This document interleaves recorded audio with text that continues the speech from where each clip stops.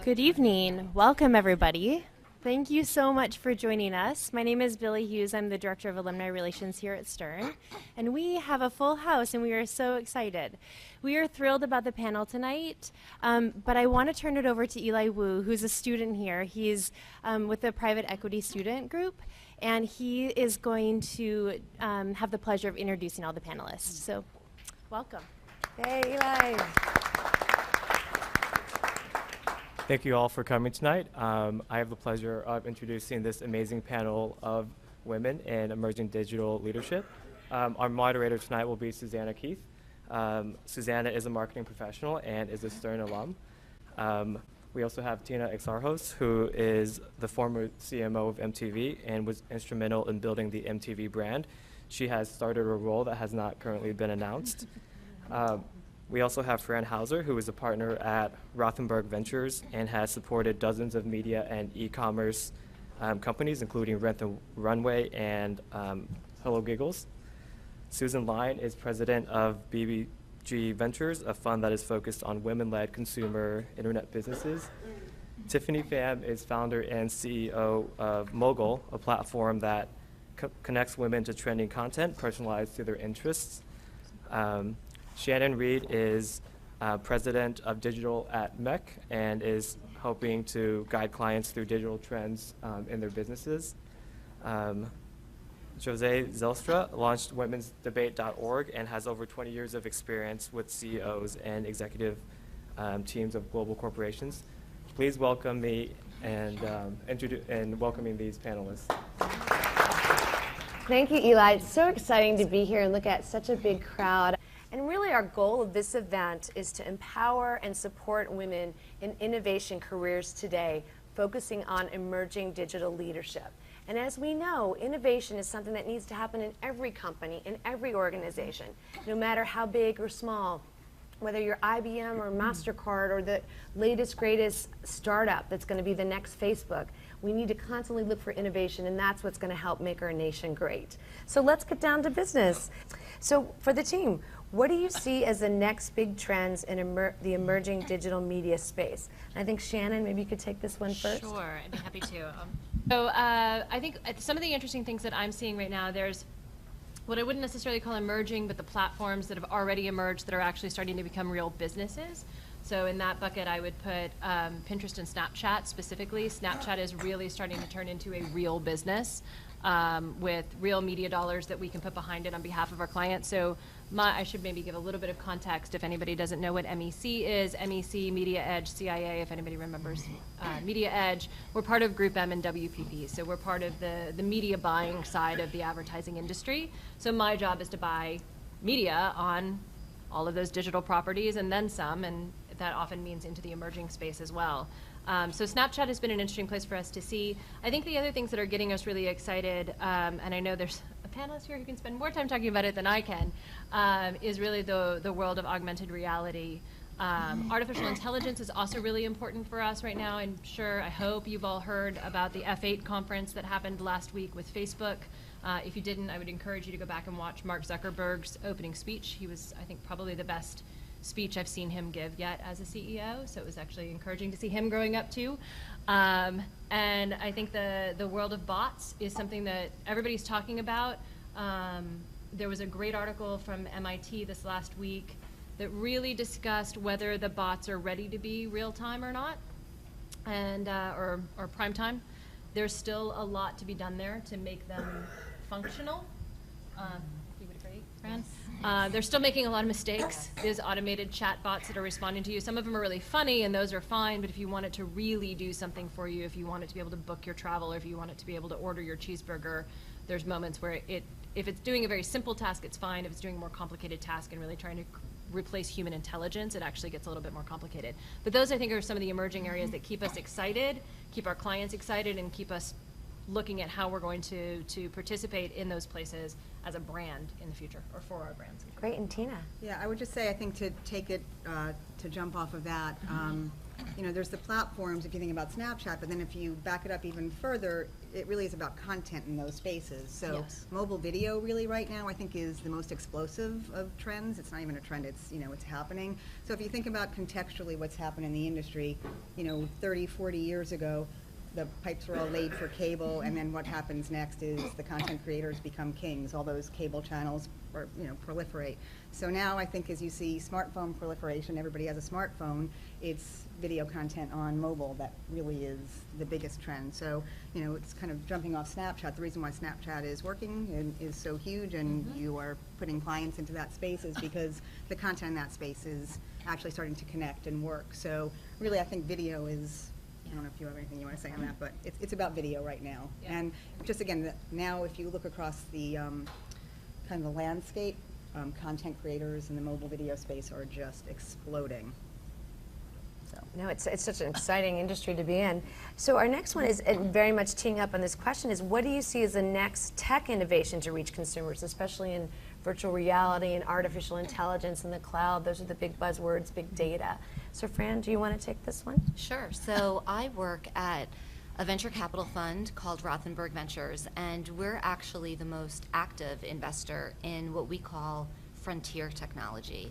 And we define that as anything that sits between R&D and commercialization.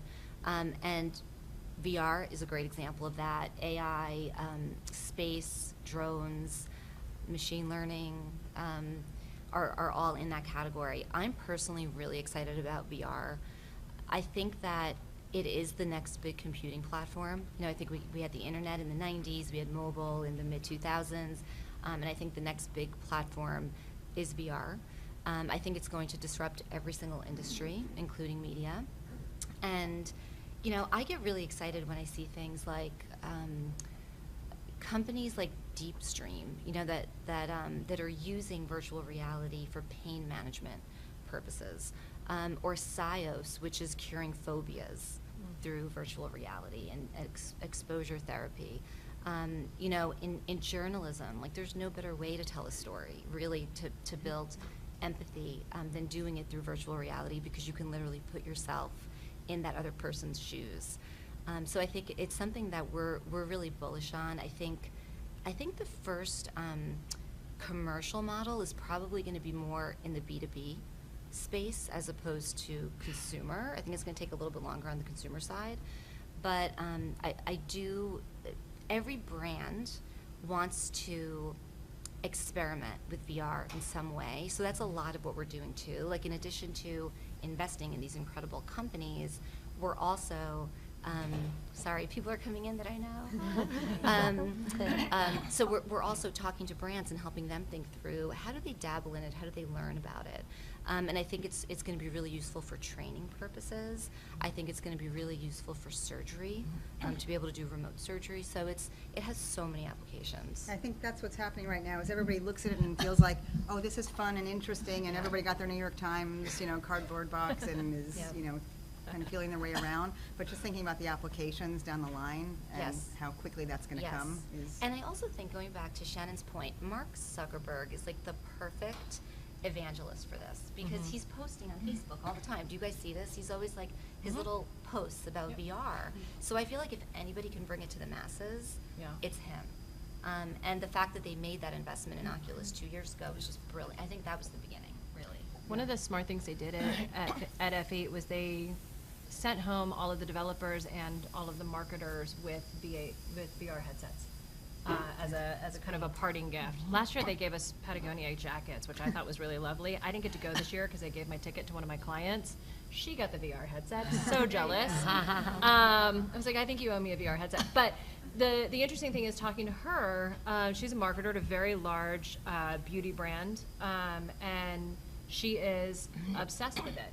Like, she's playing with it in her. She said it was one thing to test it and try it here and there, and cardboard is interesting and cardboard is cool. But when you truly use the Oculus set, and you're sitting in your living room doing a VR meditation, it is a whole new world.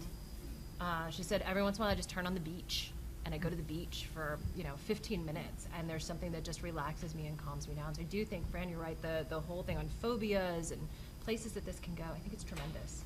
And you know what? I just want to go to Susan for a second too, because Sorry. Sure. a little louder. And then so Susan, great. And so Susan also like that kind of tees up nicely the Internet of Things and artificial intelligence and the things that you're doing. You would share that? That'd be great. The trends you see. Absolutely. I'll say one other thing about VR. We've made one VR investment in a company called Emblematic out in Los Angeles, a woman who has been deeply involved in what's called immersive journalism. And she takes real events and she breaks them down, takes the audio, reanimates all of the people who were part of it, and then allows you to actually be in that setting. So she's done it with a Syrian refugee camp. She's done it with a 911 call around domestic violence. She's done it around a woman trying to walk into a Planned Parenthood clinic.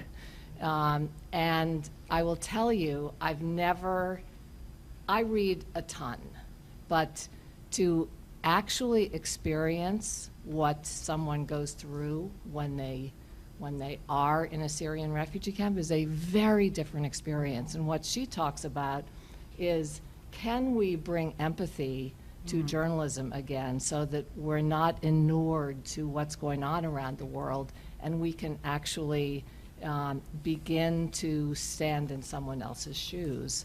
So I think things like that too could have a profound impact on the way we think as a culture.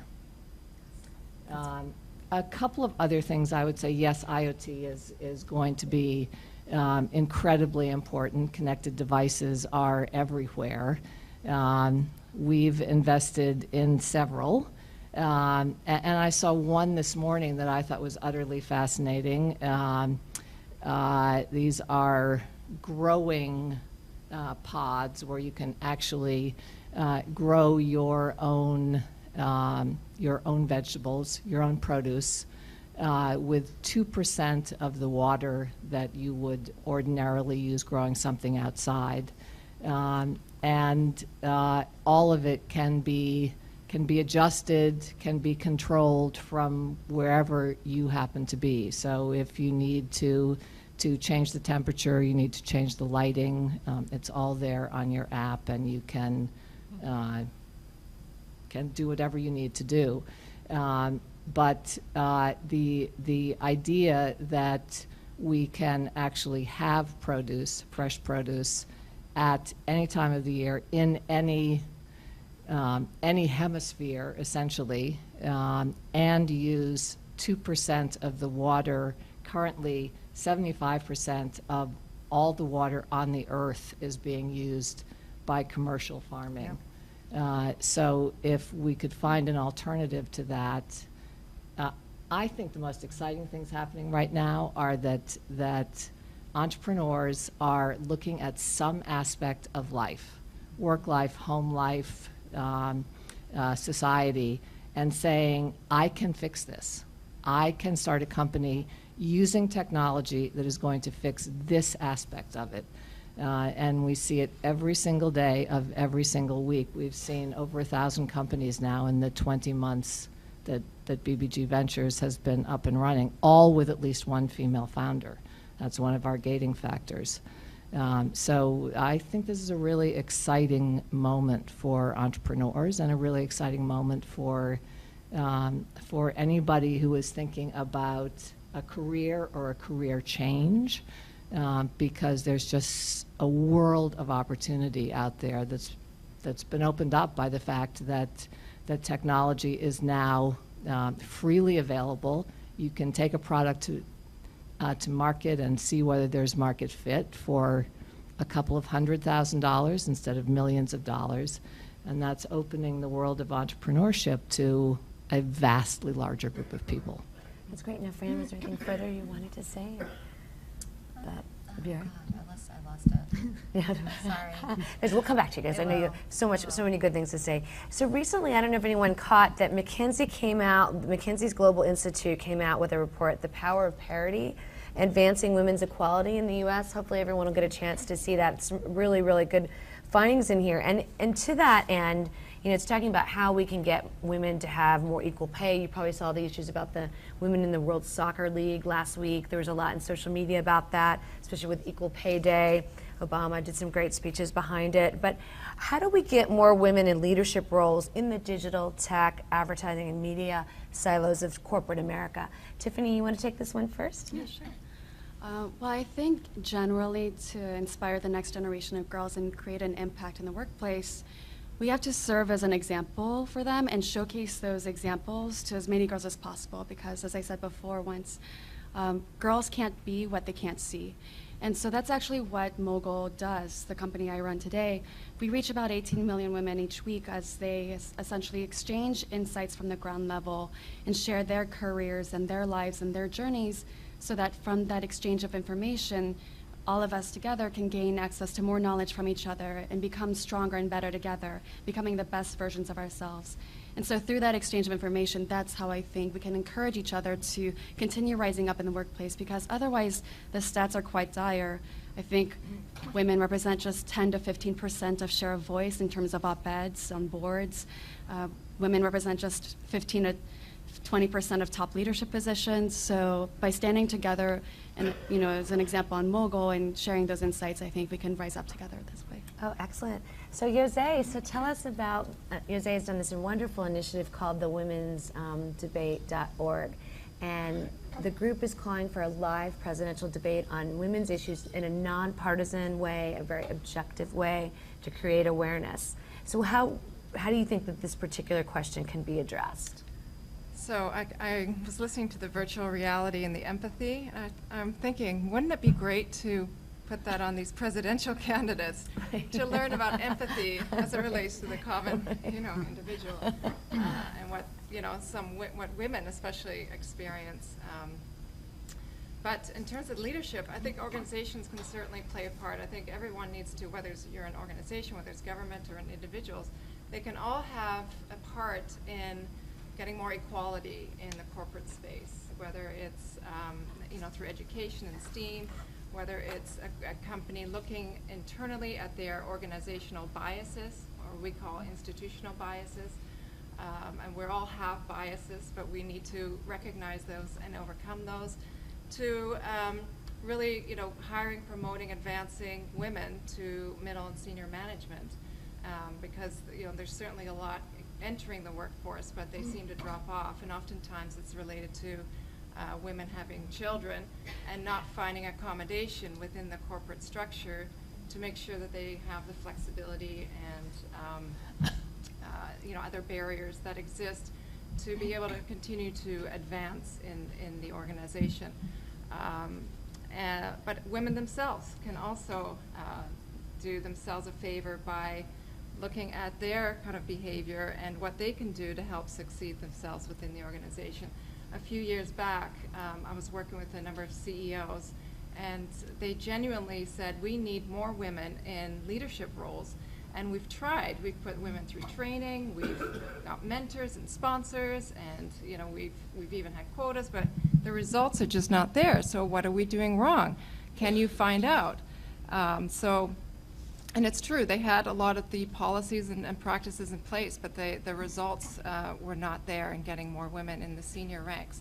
So we did a bunch of focus groups, and we found about 20 things that women can do better within the corporate world. And we focused on 5 that they could do immediately. And those are, you know, things like networking.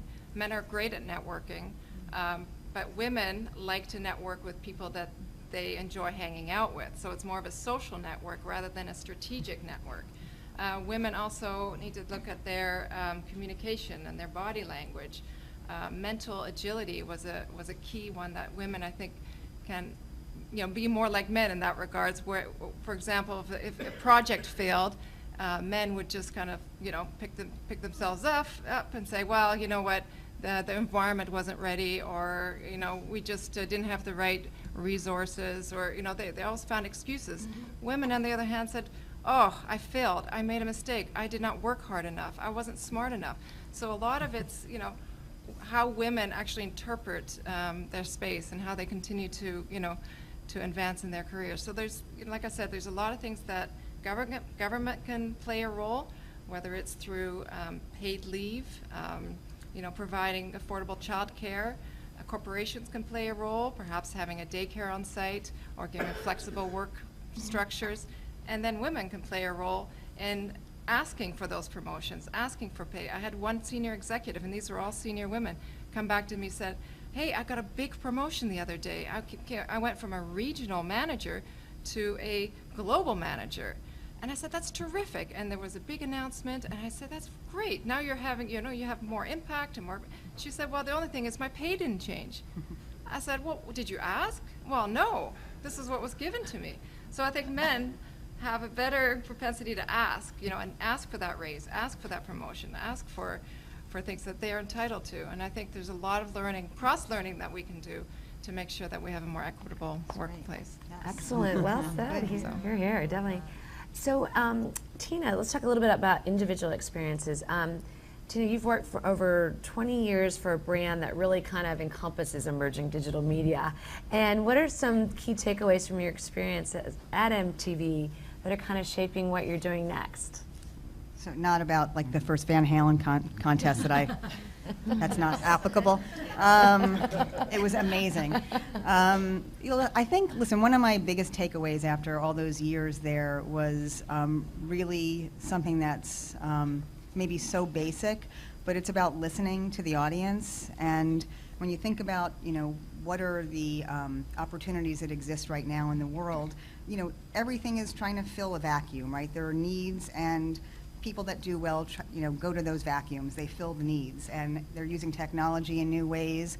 But I think you can't really lead unless you listen. So you have to figure out what your audience is looking for. And I think that the times that MTV did the best, and I think any business does the best, is when they listen and ultimately give the audience what they want, but also with a point of view. So like use that superpower for good. And that was, I think for me, one of the most rewarding parts of my experience at MTV, listening, but then also leading. And I think, listen, over time, we're all here because of technology right now. That's what we're talking about. I don't think anybody could have ever predicted even a couple years ago the type of control that the audience would have taken over, or kind of taken from corporations. And the ones that are going to ultimately thrive in the future are the ones that have figured out a way to hand over the control to their audience, but incorporate it in a way that makes sense for them in a business standpoint, from a business point of view. So really listening, responding, and leading in the right ways were really what made MTV great for all those years. And I hope that it continues for them. But, to me, what is central even, in what you were saying, if you really think about what's happening in the world, people want to go towards the companies that are using their powers for good, solving problems, making money along the way. This isn't a charitable endeavor, but I think that really is what most corporations now that are smart about the future and want to attract great people in the workplace. Want to attract better people in the workplace. Thank you. My niece just told me to speak into the mic. Thank you. That's really what it's all about right now. So. Can I just add to that? Yeah, please. Actually, Fran, you were next, so Oh, please. okay. Perfect. But, all right, so Tina said something about users taking control, the audience taking control of content. And I think the other thing that I would add to that is that news subjects like celebrities and athletes and politicians are also taking control of their own content. They've all become their own publishers. So, when I worked at Time Inc. and I worked at magazines like People and In Style and, even at Time Magazine, it was really fascinating to watch that, to watch it go from our editors who would be given the story. I mean, Susan, this is something you can so relate to, right? Like, our editors would fight for the story, for the breaking news, right, so that we could publish it. And then it got to a point where the celebrity was just breaking the news on Instagram or on Facebook or on Twitter. So I think that's another huge trend that is really impacting publishers today. And the publicists used to have control, right? Think Yes. about that. Mm-hmm. What Yeah. the food chain used to look like was so dramatically different from what it looks like today. Absolutely. Wow. So, Fran, can you talk about, to that end, your career path in emerging digital media, you know, identifying great things like taking people to Foursquare, and then moving now to the frontier of venture capitalism, like how you've seen your career evolve. Yeah. So I was in digital media for 15 years, actually starting in the late 90s at Moviefone. Does everybody remember? 777 film. So I know. So I was actually part of the team that took, not everybody, I was part of the team that brought movie showtimes and ticketing online. Which, okay, like back then, this was a really big deal. And then Moviefone was acquired by AOL, and I was running Moviefone as a division of AOL. And then AOL Time Warner merged, and I ended up moving over to Time Inc. So, you know, I've always been on the digital side. I've never worked in pure print. And one of the things that I really loved about my job, especially at Time Inc., was working with startups and like figuring out how should people as a brand be working with a company like Foursquare. You know, how should all of our brands be working with a company like Flipboard?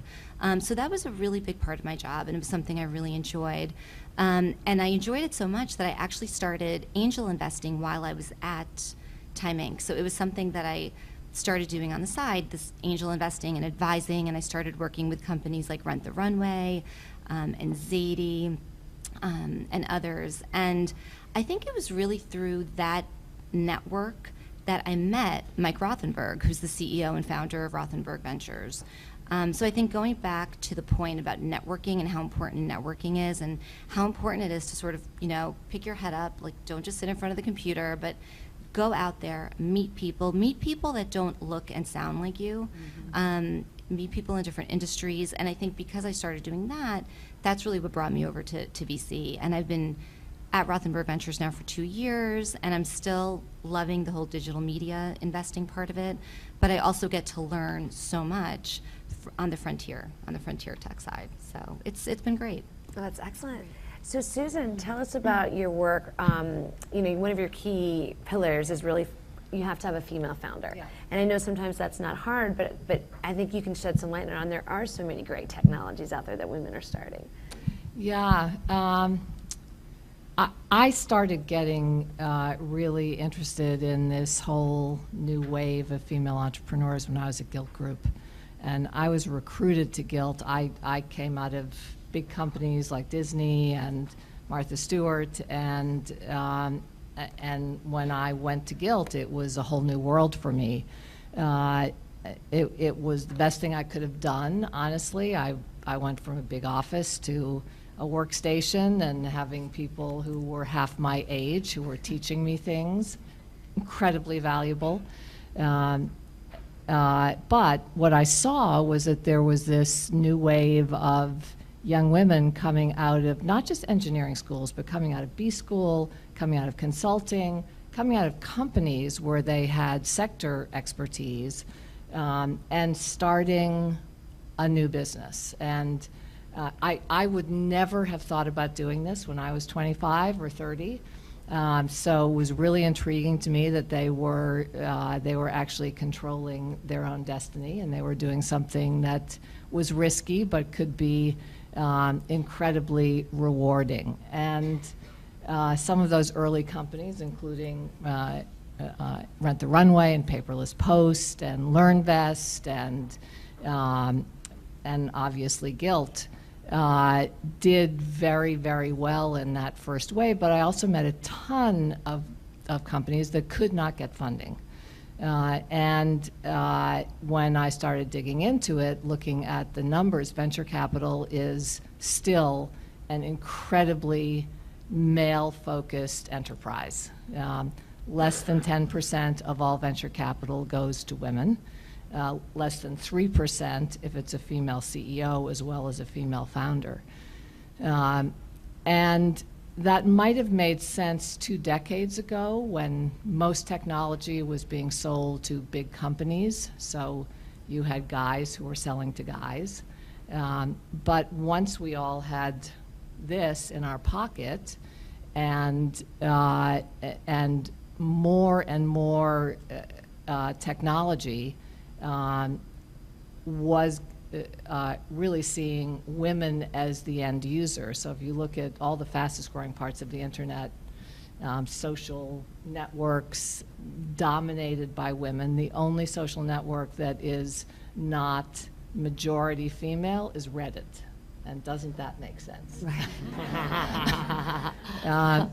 So I looked at this and thought there's a huge opportunity here. There's so much innovation taking place, so many interesting companies and so many interesting ideas that if we looked for the best of those female entrepreneurs who knew that end user best, that we could probably find a lot worth investing in. And no question, as I said, we've seen over 1,000 companies in 20 months. So the first part of the premise, which was there were enough female entrepreneurs who were going to be building products, building services, creating new companies, has absolutely turned out to be right. We've got 30 companies in the portfolio now, and increasingly finding other VCs, both out in California and back here, who are really interested in our deal flow, in being able to see who these women are and to share some of those financing rounds. Can I just say something quickly? Please, it's I just want to say what is really amazing is that the two of you are here. And if you guys go to any websites of any, substantive fund, there are very few female partners at these funds. And I think it's amazing. Part of it is not that there aren't that many female entrepreneurs, but there aren't that many females choosing where to invest. So that's part of what I'm doing next is kind of moving into a fund. So, because, no announcements, but I really do think this is it. It's about not just finding, the businesses, and I hope all of you guys have great ideas, but making sure that the places of power have women in them. No, that's incredible. Speaking of which. Speaking of which, it's great, great inspiration. So Tiffany, tell us, what's a great way to reach millennials? Especially, I know you have a lot to say about Reddit, right? Definitely. The reason for that joke is because many consider Mogul as a Reddit for women. But actually, in terms of how millennials like to be reached, essentially is, I think millennials just want to know that their voices matter, that if they're going to speak up, that their voice is going to create a change, have an impact. And so that's actually why I started Mogul. I come from a family that's been in media for many generations, so this is what I've grown up with wanting to have that voice matter and make a change. And in particular, it was my grandmother that had inspired me to create Mogul, because back in Asia, she had run newspapers in order to fight against communist propaganda and democratize media within Asia. So I grew up wanting to be exactly like her and wanting to follow in her footsteps. And so from a very early age, actually by the time I was 14 years old, the day that she passed away, when I was 14, I made a promise to her that I was going to do everything I could to carry forward our family legacy of providing information access to the world like she had. And so over the course of the next 15 years, that's the journey I've been on in order to create Mogul, to carry out that promise of providing information access to the world and democratizing media for women, as my grandmother had. So that's what Mogul does today. Along the way, how it got started actually was that I had been in the media industry in different facets. I had worked across Universal Pictures and BBC, advising the CEO and her team, who actually now years later is one of our advisors at Mogul. Eventually ended up at CBS, where I was handling strategic initiatives and partnerships for all TV and radio stations, websites, and mobile properties. And then secondly, had a second simultaneous job, which was working with the Vice Mayor of Beijing to launch new initiatives in the U.S. area that could bridge the cultural gaps and the marketplace between U.S. and China within media entertainment. And then I had a third simultaneous job, which was producing feature films and documentaries with Gerard Butler and Patricia Arquette, all around different social issues that needed more global awareness. So I was working in all these three roles when all of a sudden, one day I started waking up and would see on my phone that I'd received hundreds of letters from young girls around the world asking for advice, asking me the same questions. What articles are you reading every day? What videos are you watching? What resources are you accessing at this young age to get these opportunities? Since around that time I was closer to 24, 25. And I would always answer every single letter behind the scenes, one-on-one, until one day the letters became thousands of letters every single day. And all of a sudden I started to realize, what if I could build a platform whereby millions of us around the world could share our voices and share these insights and our advice from the ground level in our careers and our lives, so that in this way we could exchange this information and gain access to more knowledge from each other and become that much better and stronger. Especially as I looked at Reddit, another amazing information hub, but that was at the time I think closer to 98% male millennials, or even Wikipedia, another amazing information hub I respected, that was I think recently exposed to have like 91% male editors by The Atlantic. So it made sense that we needed something like Mogul to encourage women to be able to share their voices and again be able to support each other through the platform and exchange those insights and information. So finally, the big catalyst was that I'd written a book with our now CTO at Mogul on building companies that aligned their IT infrastructure with their business strategies.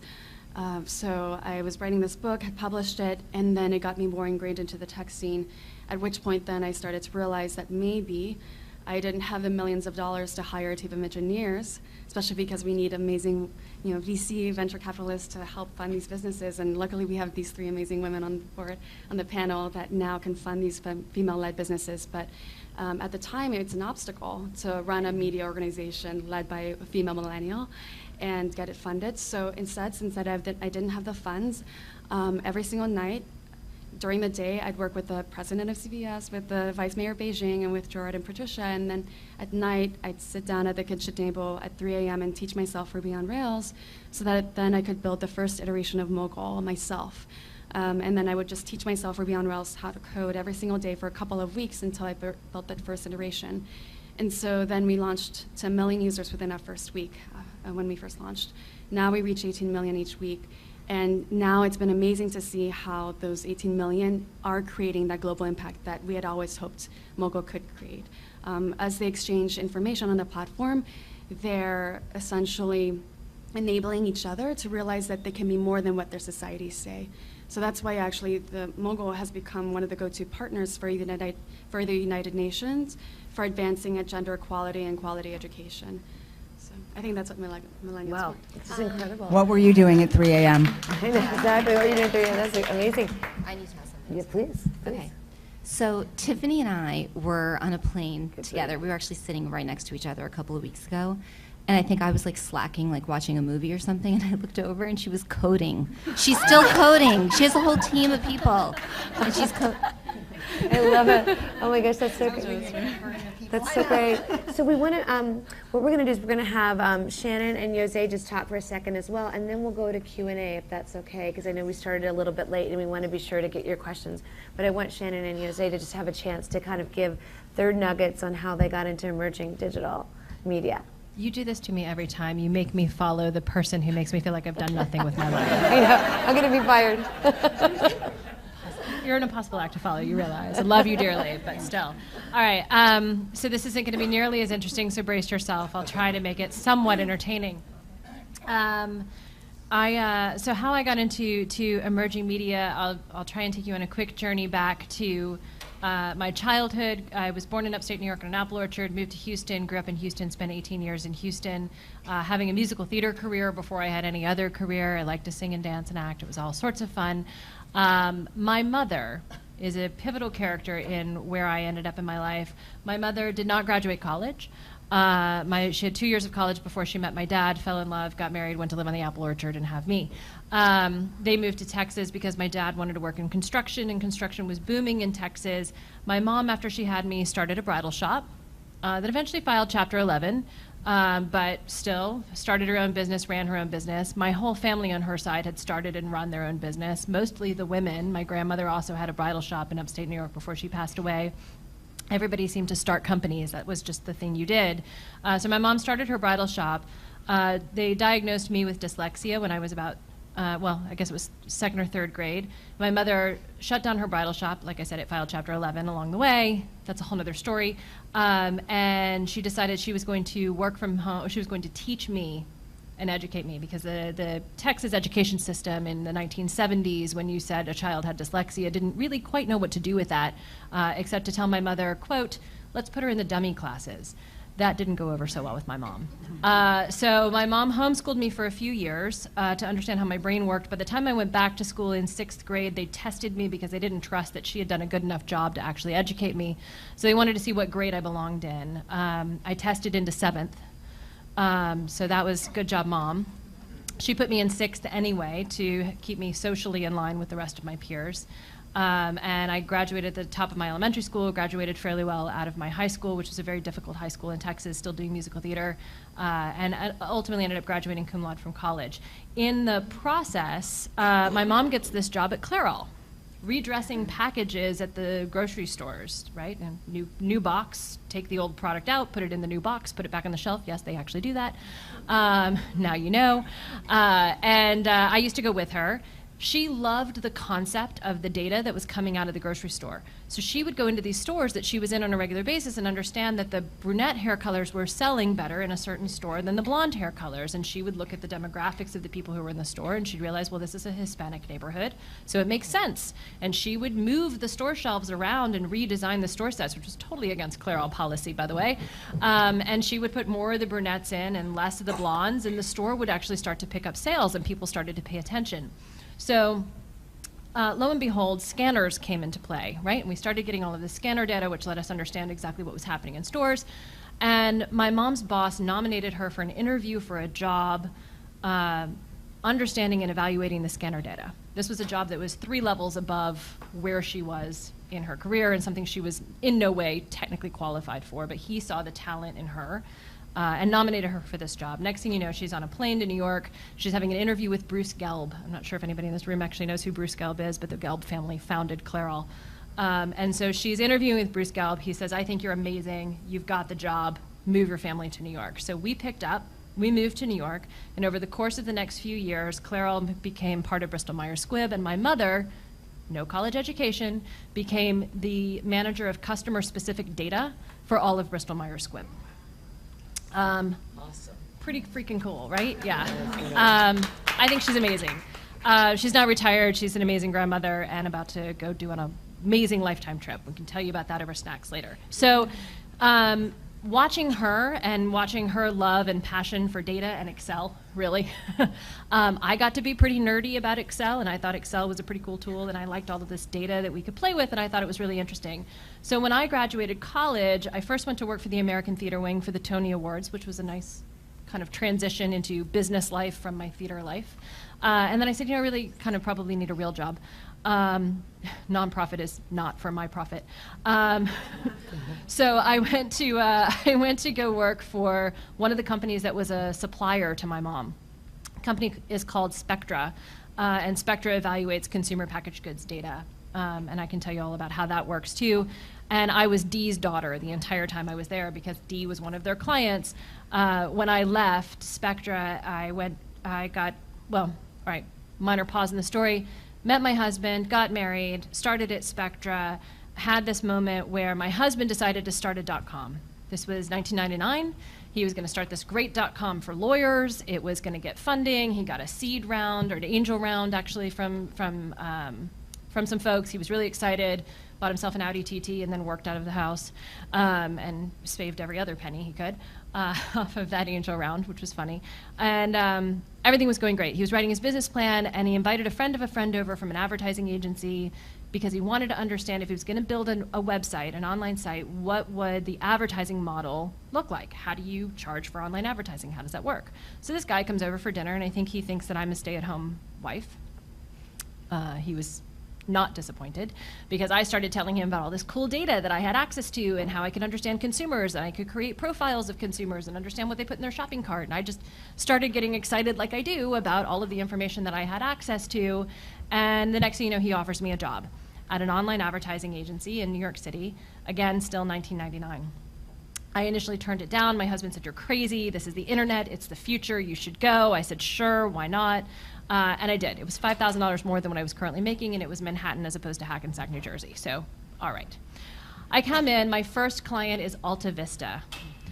Alta Vista was spending $1 million a week doing online advertising. That's still a lot of money today. It was a really lot of money then. They were trying to compete with Yahoo. They were really trying to be a portal which was the biggest mistake they ever made as a company, because ultimately they really should have been Google. And they could have been and really were Google, and they had the opportunity at one point to buy Google and didn't, which was a little silly. Hindsight's 20/20, I'm sure. I'm sure nobody feels bad about that anywhere. So I started working in online advertising, and so this is, like I said, 1999, and I thought, well, this is kind of fun.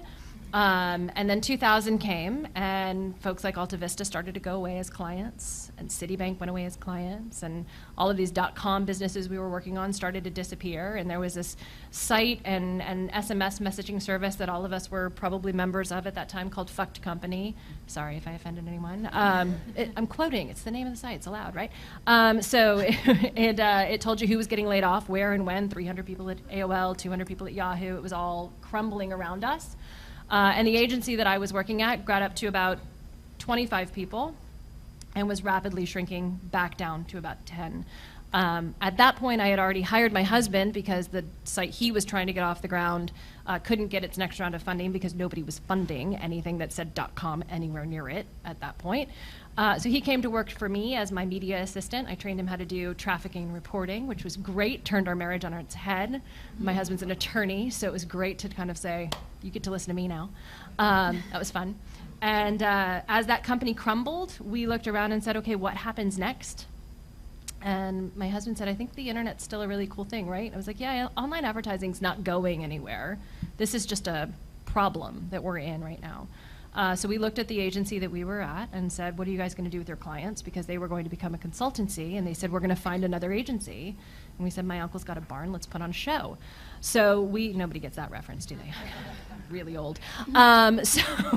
So we decided to start our own shop. And so March of 2001, when the rest of the world was crumbling and online advertising was falling apart and .coms were bursting around us, we started an online advertising agency with the New York Times and Hertz Car Rental as our first two clients, which was not bad. By January of 2002, we had landed Neiman Marcus.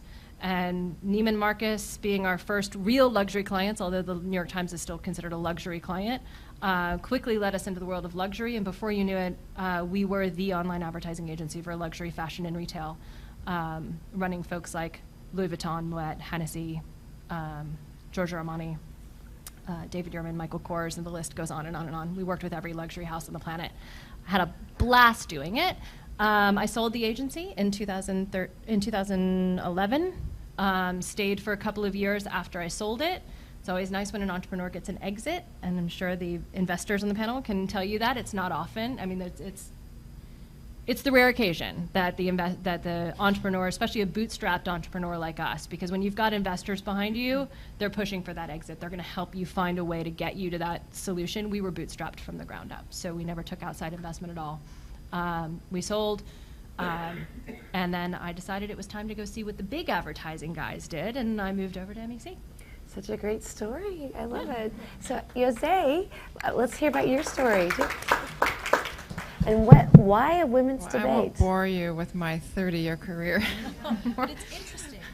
No, yours is interesting. Mine was the corporate ladder. But yes, we launched the womensdebate.org on International Women's Day. Myself and my companion friend here, who's sitting in the back and hiding.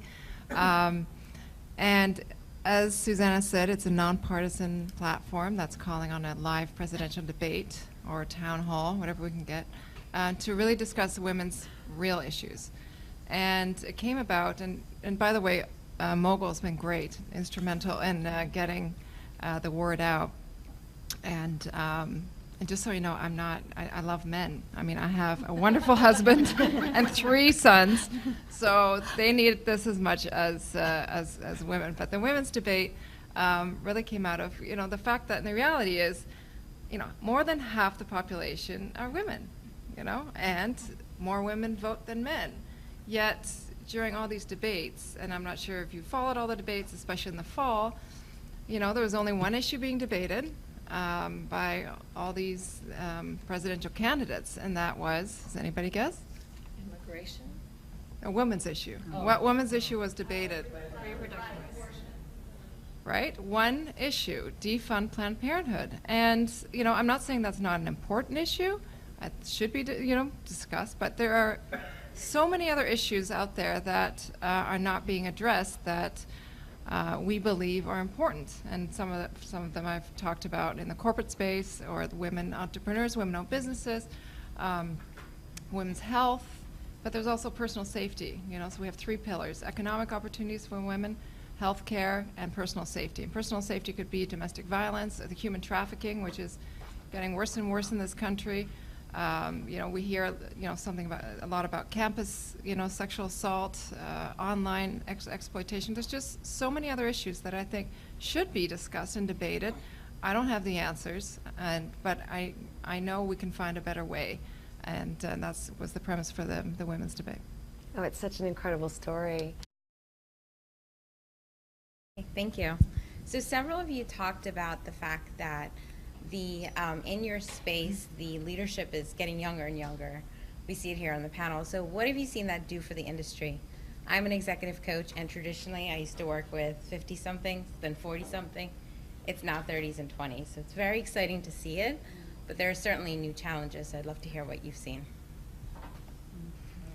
Yeah, I can hop in on that a little bit. I think one of the things that I see with the kind of younger generation of executives, and I'm sure you're seeing this in the folks that you're coaching as well, there is a wonderful amount of experience that comes with age, and a certain, I would hope, and that's not true for all executives, a certain amount of calmness, right? You've seen this before, you know how this play ends, like you know how to let this roll off your shoulders, whereas some of the younger folks who are coming up still have that, I'm going to flip out over every moment. I think where it gets harder, though, and it's something that we've started to do in our organization, we started to create this reverse mentorship for our more senior executives, right, who are older, right, with some of the younger talent, because we recognize that some of that younger talent is going to be in those executive positions at some point, and it's not that far off, right? Our senior executives, the older executives, are probably going to move off fairly quickly, and it's going to be somebody we have right now at Group M, our youngest ever Group M CEO. Brian Lesser is our youngest ever Group M CEO, and he came out of digital, he came out of Xaxis, helped build the whole Xaxis platform, and it's interesting to see him in that position. I mean, he and I are about the same age. And I think it's fantastic that he's in that role. But I also think like there's experience that he probably doesn't have.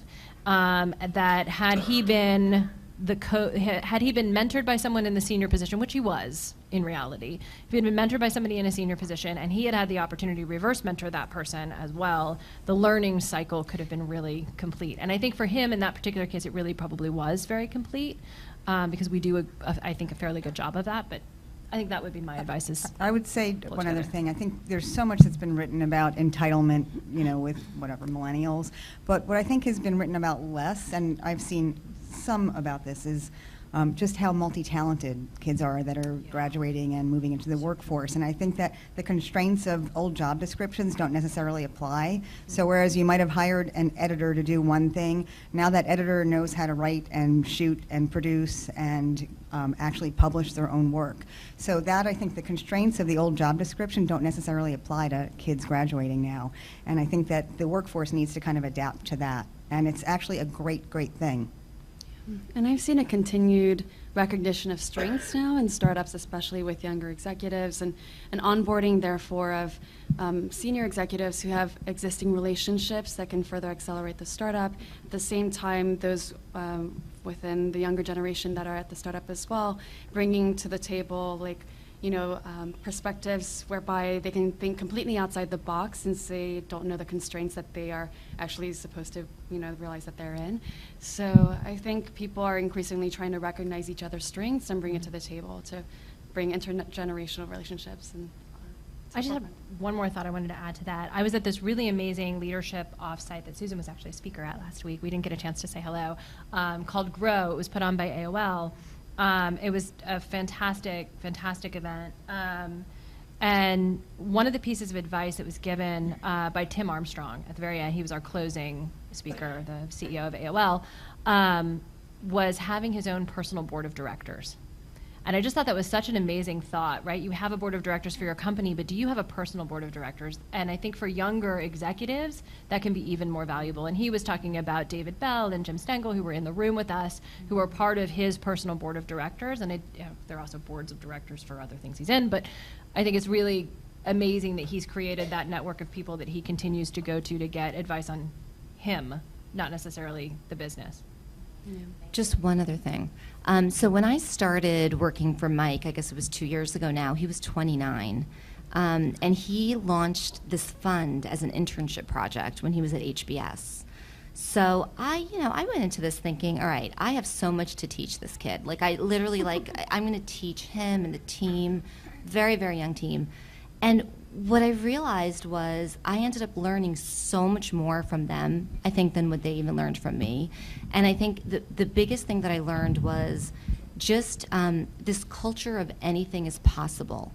You know, like they throw out these ideas that initially you're like, how are we ever going to be able to execute on that? Like you want to throw an event for 400 people in 4 weeks at AT&T Park. Like, when I was at Time Inc., that would be like a 6 to 9 month long. Do you know what I mean? Like the events team, the ad sales team. It would be, so, initially skeptical, but then we would always end up, like we would execute. It would happen. And I think they're just so extremely resourceful. And so I think, my advice would just be to really be open because there is a lot to learn. Don't just assume. Yes, we have a lot of wisdom, and with that comes intuition and all of these amazing things. And I do think that I'm bringing a lot of that to the table, but I'm also learning a great deal. Great. Okay, so Sandy, you want to recognize somebody?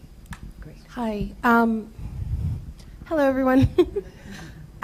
Thank you so much for taking time to be here because it's obvious you could be a lot of other places. For the venture capitalists, I would like to know if there were 3 ingredients that distinguish companies that get funded from companies that don't, because there's so much innovation, so many qualified ideas and MBAs, and you get great proposals. But what would you say are the 3 things that make it, okay, this is something that I think will get funded and we're going to fund, and these guys didn't have these 3 things and therefore that's why we didn't fund them? That's a really good question. So the first thing I always say to people is make sure this is really a venture fundable company, right? That doesn't mean it's not a great business, but for a venture fund to go into a startup, they have to believe that it's going to be on a growth curve that is very fast. The other piece of this is that venture money is very risky money. So, in a good fund, maybe half the companies you invest in end up dying. So you are looking for companies that have a lot of potential. I see a lot of companies that I think, I would personally invest in them because I think this is a really good entrepreneur. And in fact, sometimes I do. And I think it's a really good business, but it's going to be a slow and steady growth. So I'd start there. The second thing I would say is that I have to believe that the founder is just obsessed with doing this and totally committed to what will be a long haul. I think there's an awful lot of people who love the idea of starting a company, don't necessarily love the idea of the ups and downs of running a company. And the best entrepreneurs in our portfolio are people who have been through some really tough times. And they figure out how they're going to fix it and move forward. Not everybody's like that. So that would be the second piece. And the third piece is that I always look for something that will be the unexpected consequence of this business, right? So you may be building a business that that is, I don't know, let me,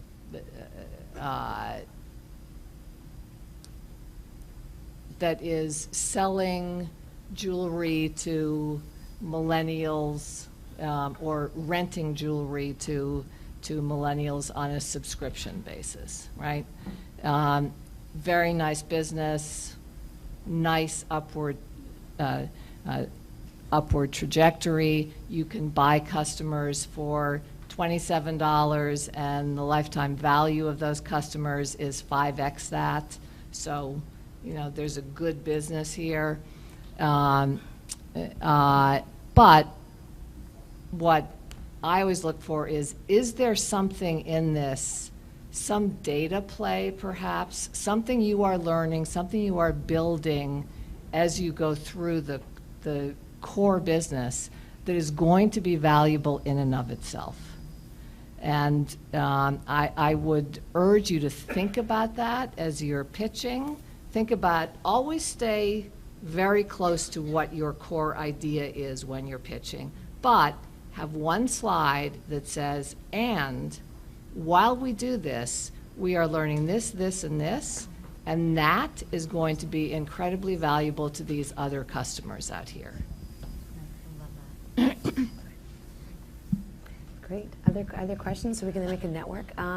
You were waiting for a while, so is that? I'll ask the flip question. 5 years from now, we meet here in NYU. The question is, what space are a big problem when there is no good solution and there will be some winners? I don't ask you how to find the winners, how to find the space, like search and Google, Netflix and digital. Just two examples, Amazon and ebooks. What's the next 5 games? Everybody's trying to figure this out.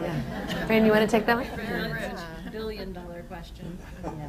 Yeah, I mean, I think a lot of the stuff actually that we've talked about tonight fits into that. So whether it is virtual reality and augmented reality, I think robotics, I think artificial intelligence is, this is the time for AI because there is so much data out there now. Like even if you just think about Facebook and all the data that's available on Facebook. So I think those are areas that we're really excited about, and we think that those will be big industries as well as be disruptive of many industries. So that's sort of that's our investing thesis and where we're placing our bet. So I would say that if I had all the money to invest right now, I would go hard and fast at healthcare. It is a massive challenge. It is still primarily a manual process. I mean, how many times have you gone into a doctor's office, the same doctor's office, and had to write down all the same information on a piece of paper because they never keep it and because it's never input anywhere. So I see a lot of companies that are going at some aspect of this. I think you are going to see massive changes over the next 5 years, partly because Obamacare is finally this year making hospitals responsible for outcomes, not just we're going to pay you because you did that operation, but if a patient gets readmitted, you don't get paid a second time. And the amount you get paid is going to be dependent on whether it was a successful outcome. So that, I think, is going to begin to push medical institutions and doctors to find better solutions for some of the challenges out there. I also see so many small startups that are attacking some piece of this in a very smart way. So I saw a company, I was out at Y Combinator, which is the kind of preeminent incubator in this country. It's been around for, I don't know, 10, 12 years. 127 companies, a lot of them in the medical space. I would say a dozen of them in the medical space.